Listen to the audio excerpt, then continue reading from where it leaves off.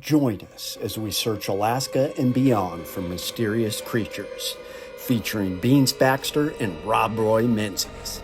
This is the Alaska Bigfoot Studies.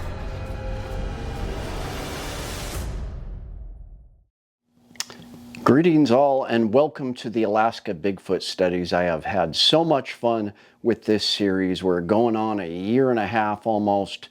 Every Sunday morning I'm doing a Chuke cartoon goodness of Bigfoot information. So one thing I have been thinking about lately is, guys, it is sometimes very depressing to live in Alaska. We have a winter that lasts 7 months or longer, that snow is on the ground. We have very dark days. You have to take vitamin D or you will get depressed. I told a lot of people, don't move up here if you don't like dealing with, a depressing, dark, long, cold winter. I'm not really into winter sports that much. I enjoy some of them. More of a summer guy. I've told tons of people, at least your wife is going to get pretty depressed. And we've seen it over and over. A lot of, medical professionals and military people will move up here all excited, do their dream hunting and fishing, and then their family will just get, sick of being the long, cold, dark winters. And within 3 years, they have moved back to Michigan or just wherever there is 4 seasons, a nice long spring and a long fall. So that is one and probably the only complaint I have about living in Alaska. We have very short spring, very short summer, very short fall, and a very long winter. So when it comes to Bigfoot expeditions, I love the summertime.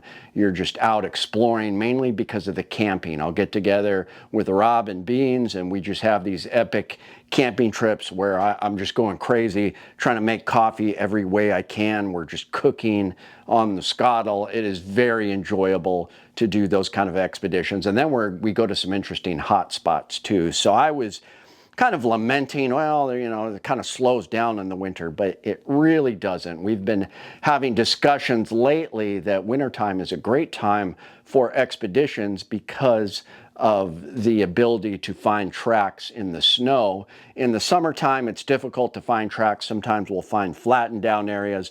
Otherwise, we got to find a mud bog or a riverbed to see really good tracks. So a lot of the times we're just looking for broken limbs or getting lucky and seeing a track in the mud. Wintertime, we got tracks in snow. I have found a couple interesting tracks in the South Central Alaska region. So I do plan on doing some more expeditions in the winter. I was going to do one a few weeks ago, but then the temperature just plummeted and we didn't make it out right before. So I am going to Missouri to do a Momo expedition on the really interesting Bigfoot that is down there. When I get back, we are going to do some night outings and some more expeditions. So just wanted to talk about that. I did get a little hike in with Daniel Becker from the Cryptid Wilderness Research Podcast. So I'll roll that footage in a while. But speaking of Beans and Rob, I did get my little Winkler tomahawk to match Beans. So I'm very excited about this. It is from Northern Knives. Obviously, it is a Winkler tomahawk, and Northern Knives gets these in sometimes, and I had them save one for me, and they did some laser engraving, so we got the Sasquatch on there. So really good piece of kit that I'm going to be carrying on all my expeditions. And the only problem with that RMJ tactical one I had was it was so long. This one you can comfortably carry on your belt. So I'm very excited about that. So we are going to be stepping up our winter expedition. So I thank everyone for tuning in. Next week, hopefully I'll get the Momo expedition filmed and out by Sunday. And I hope everybody has a great Thanksgiving, and I will see you next Sunday. Let's roll the footage with Daniel. Thanks, guys. All right, I'm here with Daniel Becker from the Cryptid Wilderness Research YouTube channel, and we're just poking around. We're still in the Anchorage Bowl, but as you can see, there's just a lot of wilderness here. We're looking for tracks. We're trying to get the dog on some scents, and it's just a lot of fun. What do you think about this area? Yeah, I've had very limited time in this area, particularly. So this is something I've been wanting to do for a while. Is this particular place? So it's great getting out here with you and seeing what we can find. Absolutely.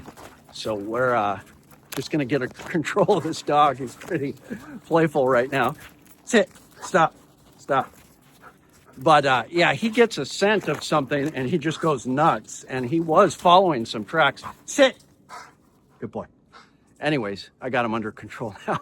But I was telling Daniel that this is an Akita mix. He's about 90% Akita, if not more. And they were raised from wolves 1,000 or 2,000 years ago in Hokkaido, Japan. And so genetically, they're almost identical to wolves, except for some of the coloring and the hairy tail and the snout, or their curled tail. But very high prey drive. They were bred to be hunting dogs, so they have a different disposition than huskies, which are related to wolves closely too. But it's just been a good companion for the woods, definitely a good protector. And when he gets a scent of an animal, he just goes for it. So pretty good for tracking too. So we have been around. We saw some interesting tracks. We identified, I thought I saw some Bigfoot tracks, but it was a snowshoe hare just kind of jumping from area to area. But we're still going to look around. This is a great opportunity to just do some scouting and look for some tracks. And I think throughout the winter, we're going to try to get together and just poke around and see what we can find. Yeah, absolutely. Now this area, especially in salmon season, is known for heavy bear activity, right? Lots of bears. Yeah, over where the road is, there's lots of signs posted. So you do have to be careful. And as the temperatures are warming, there are a percentage of bears in this area that do not hibernate. So we do have bears moving around in the winter, which is a terrifying thought. Yeah, and as I said, this is a place I've been wanting to get out to. Excellent choice. Yeah, and next time, hopefully we'll get even farther out of town. Sounds good. All right, guys.